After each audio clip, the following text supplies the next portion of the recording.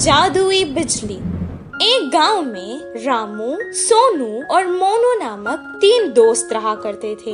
रामू एक किसान था। वो खेत में काम करके खुश रहता था। सोनू एक दूध वाला था। मोनू एक दुकानदार था। एक दिन तीनों दोस्त शहर को कुछ काम से गए। काम पूरा होने तक शाम हो गई। शाम को जब वो लौटकर गांव वापस जा रहे थे, उनको जंगल पार करके वापस जाना था। अचानक आसमान में बादल आ गए। कुछ देर तीनों दोस्त एक दूसरे से मशवरा करने लगे।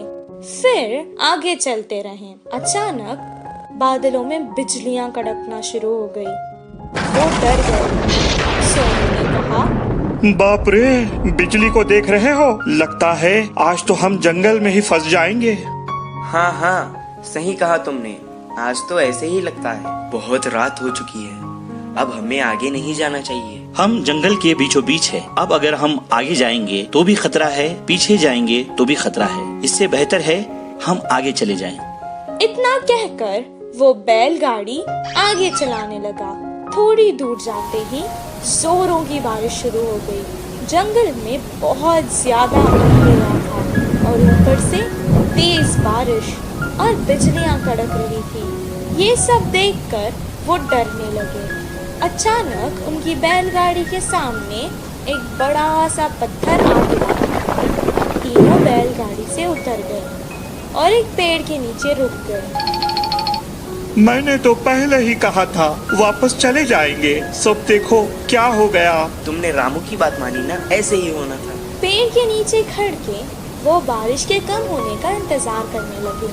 आसमान से एक बहुत बड़ी बिजली उनके आगे खड़कने लगी। जंगल में बहुत ज्यादा अंधेरा था और ऊपर से तेज बारिश और बिजलियां भी कड़क रही थी। ये सब देखकर वो डरने लगे। उन्हें समझ आ गया था कि ये सब कुछ किसी दुर्घटना की ओर इशारा है। मुझे लगता है कि भगवान में से हम तीनों में किसी एक को सजा देना चाहता है। अब पता नहीं वो हम तीनों में से कौन है। ऐसा ना हो, मुझे लगा है भगवान हम में से किसी पापी को सजा देना चाहता है। अब पता नहीं वो हम तीनों में से कौन है। ऐसा ना हो किसी एक के कारण हम तीनों को सजा मिले। मैंने आज तक कोई पाप नहीं किया। मैं जाकर उस बिजली के आगे खड़ा हो जाता हूँ। अगर मैं पापी हूँ तो मुझे सजा मिलेगी। जैसा उसने कहा था उसे कुछ नहीं हुआ। वो वापस पेड़ के नीचे आकर खड़ गया। मोनू भी अपने मन में सोचने लगा, उसने तो कभी कोई पाप नहीं किया था।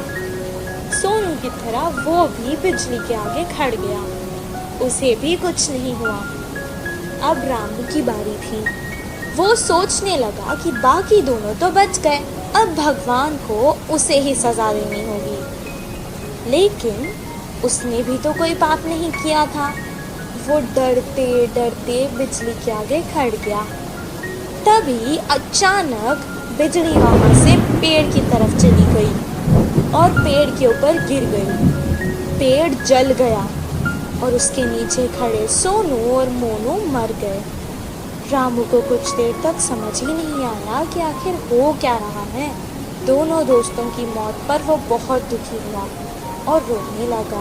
हे भगवान, ये क्या हो गया? अगर अब मैं इन दोनों के बिना गांव जाऊंगा तो गांव के लोग मुझे ही इनका मौत का जिम्मेदार समझेंगे और मेरी बहुत बेइज्जती होगी। इससे बेहतर है मैं यहीं अपने दोस्तों के साथ मर जाता हूँ।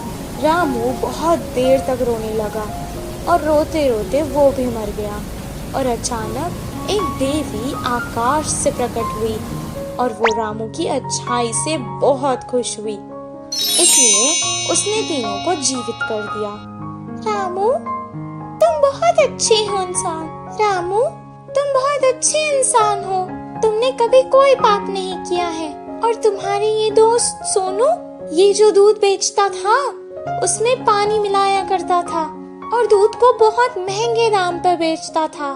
तुम्हारा ये दोस्त मोनू, ये जो व्यापार करता था, ये दुकान के सामान में मिलावट करता था और बहुत महंगे दाम पर बेचता था। तुम ही बताओ, क्या ये पाप नहीं? पर तुम बहुत अच्छे हो, सबकी मदद करते हो। तुमने ऐसे पापियों के लिए अपनी जान दे दी। मुझे अच्छा लगा। अब मैंने खुश होकर तुम तीनों को जीवित कर दिया है। सोनू, मोनू, तुम्हारी जिंदगी का कारण आज रामू है। अपने पाप छोड़ दो और अच्छे इंसान बन जाओ। सोनू मोनू ने अपनी गलती का पश्चाताप किया और अपने आप से वादा कर लिया कि अब वो कोई पाप नहीं करेंगे, और रामू जैसा अच्छा दोस्त पाकर वो बहुत खुश हुए। तीनों बैलगाड़ी में बैठकर वापस गांव आ गए। अगले ही दिन से वो अपने अपने काम पर लग गए। सोनू अब दूध में पानी बहुत कम मिलाता था और मोनू सही दाम पर सही तोलकर बिना मिलावट वाला सामान बेचता था। इस कहानी से हमें ये शिक्षा मिलती है कि अगर हम अच्छा करेंगे तो हमारे साथ अच्छा ही होगा।